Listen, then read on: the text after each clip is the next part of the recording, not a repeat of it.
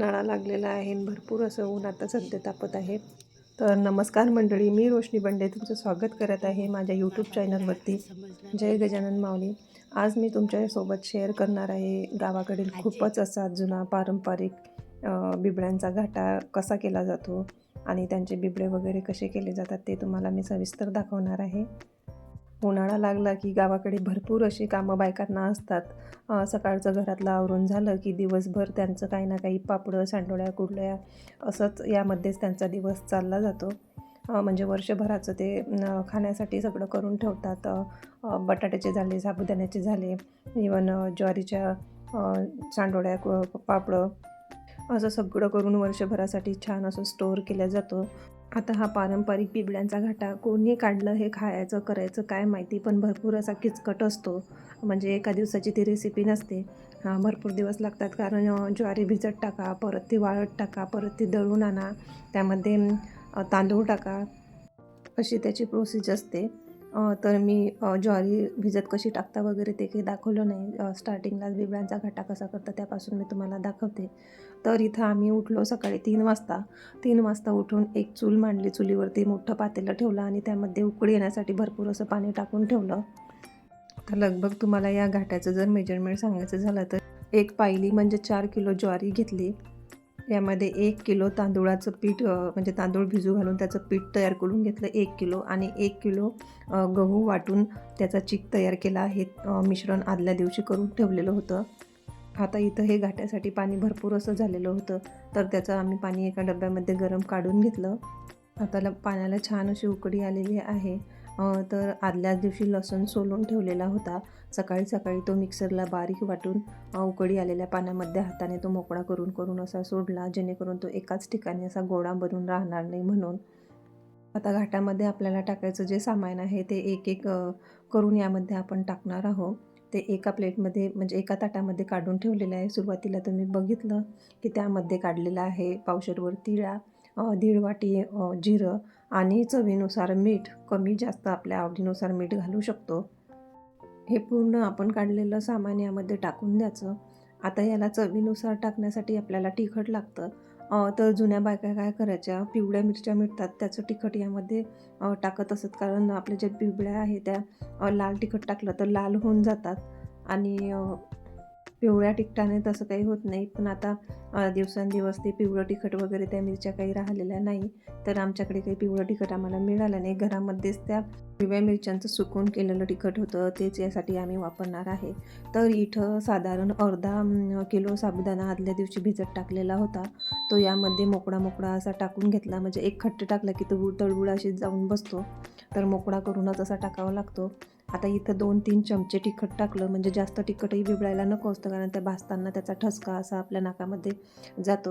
आता हा पूर्ण मसाला यामध्ये टाकून झाल्यानंतर परत त्यावरती झाकण ठेवलं आणि खालून छान असा जाळ लावला, जेणेकरून पाण्याला लवकर उकळी येईल. तशी पाण्याला उकळी आलेली होती. परत एक उकळी करून घेतली. तर यामध्ये याला चाटू म्हणतात, तर तो चाटू टाकून पूर्ण असं मिश्रण हलवून घेतलं. आता बाजूलाच ही व्हाईट कलरची बाटली आहे, यामध्ये ज्वारी, आपला गव्हाचा चीक आणि तांदूळाचं जे पीठ आहे ते आदल्याच दिवशी भिजत टाकलं होतं आणि ते मिश्रण मिक्स करून ते त्याचं एक पाणी बनवून घेतलेलं आहे. तर ते पाणी, तर जे आपलं मिश्रण आहे ते आपल्या उकळी आलेल्या पाण्यामध्ये हळूहळू टाकावं लागतं. म्हणजे एक खट्टे ते टाकावं लागत नाही, कारण एक खट्टे जर ते टाकलं तर आपल्या घाट्याला गाठा होतात, जेणेकरून आपले बिबडे व्यवस्थित असे थापता येत नाही. तर हळूहळूच ते टाकून घाटा असा वरावा लागतो. आता इथं माझी ही शेजारची मैत्रीण आहे, तिनं एक घाटा केला आणि मी एक केला, तर ती छानपैकी असं वरत आहे घाटा, आणि माझ्या सासूबाई त्या बैगुण्याने त्यामध्ये टाकत आहे हळूहळू, जेणेकरून घाटा होते नाही.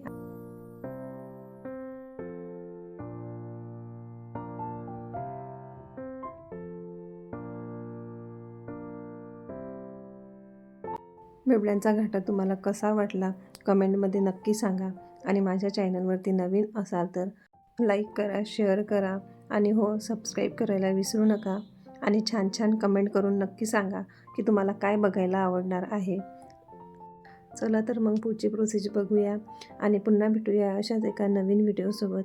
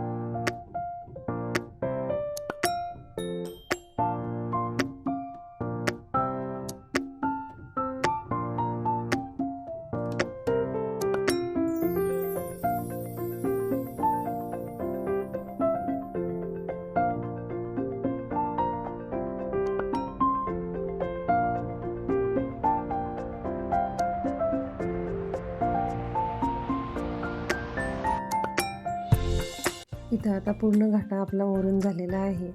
छानपैकी बैगनं पूर्ण भरलेलं आहे. तर आम्ही सकाळी 3ला पाणी ठेवलेलं होतं. पाण्याला छान उकळी आली तोपर्यंत 4:30 पावणे 5 झाले होते. पूर्ण सामान काढीन तोपर्यंत 4:45 झाले होते. 4:45 वाजता घाटा ओरायला घेतला, म्हणजे जेणेकरून घाटा शिजायलाही वेळ लागतो. कारण तो शिजलेला नसला की आपल्याला बिबडे थापताही व्यवस्थित येत नाही आणि ते आपले चिटकून राहता, निघतही व्यवस्थित नाही. तर इथं छान असा वरून गाठा वगैरे घाट्यातला आम्ही मोडून घेतल्या आणि छान इकडून तिकडून जाळ लावला, जेणेकरून आपला जो घाटा आहे छान असा शिजून येईल. घाटा शिजला नाही की बिबडेही आपले उलतात किंवा निघत नाही. तर छान असे बुडबुडे घाट्याला आलेले आहे. इथं घाट्यावरती झाकण ठेवून त्याला विस्तूवरती शिजत ठेवलेलं आहे. तर आता वाजलेले आहे 7. तर 7 वाजले आणि आजूबाजूच्या ज्या बाजा असतात त्या आम्ही जमा केल्या आणि हे बिबळे टाकण्यासाठी आपल्याला साडी किंवा धोतर अशा ह्या गोष्टी लागतात, त्या ओल्या करून घेतल्या आणि छान अशा बाजीला बांधून घेतल्या इकडून तिकडून, जेणेकरून हवा आली की त्या उडून जातील नाही. तर दोऱ्याने मी इकडून तिकडून छानपैकी त्याला बांधून घेतल्या आणि बायका चालू आहे, कोणी आलं नाही, पण आम्ही बिबळ्या थापायला सुरुवात केली. कारण ऊन असं भरपूर आहे. लवकर झालं कधी तर चांगलीच गोष्ट आहे. ऊन येतं, ऊन लागतं, म्हणून आम्ही लवकरच थापायला बसलो. इथं आमच्या बिबळ्या थापायला सुरुवात झाली. आता या बिबळ्या थापांची पण एक टेक्निक असते. छोटे छोटे कपडे केलेले असतात, त्या कपड्यांना पाणी वगैरे लावून छान छोटे छोटे चमच्याने त्यावरती 1-1 चमचा किंवा 1.5-1.5 चमचा आपल्या बिबडं जेवढ्या आकाराचं लागेल त्यावेळेस आपण त्यावरती घाटा टाकून घ्यायचा आणि पाण्यामध्ये बोटं डुबत छान असा गोल आकारामध्ये थापत जायचं. आणि थापणं झाल्यावर मग ते परत आपल्याला इथं बाजीवरती आणल्यानंतर कपडा उचलून त्यावरती टाकावं लागतात. आता ह्या ज्या बिबड्या आहे या जास्त पातळही थापावं लागत नाही आणि जास्त जाडही थापावं लागत नाही. पातळ जर थापल्या तर त्या चिटकून येतात परत पालवाला. छान प्रकारे आमच्या बिबड्या इथं थापून झालेल्या आहे. सगळ्यांनी सारख्या आकारात ह्या थापलेल्या आहे. आता दुपारचे 1:30 वाजलेले आहे. आता बिबड्या आपल्या काढण्यासाठी तयार झालेल्या आहे. तर काय करावं लागतं, हे जे साडी आणि धोतर आहे ते उलटे टाकून त्यावरती पाणी टाकावं लागतं, जेणेकरून ते भिजून निघून येतील. म्हणजे असं पाणी टाकावं लागतं आणि पाणी टाकल्यानंतर एक एक करून ते असं ओढून ओढून आपल्याला ते काढावं लागतं. ह्या बिबड्यांना घाई कुठंच करावं लागत नाही, सगळं काम आरामात करावं लागतं. तर इथं आमचं पाणी टाकणंही चालू आहे आणि एकाकडून काढणंही चालू आहे. परत काढणं झाल्यानंतर ह्या परत अशा बाजीवर टाकावं लागतात. बाजीवर एकसारख्या टाकून त्यावर जे आपण साडी किंवा धोतर आहे ते परत त्यावर टाकावं लागते. तर मग ते उन्हानं छान असं तापून येतात आणि आपल्याला एक चयत निर्माण होऊन जाते.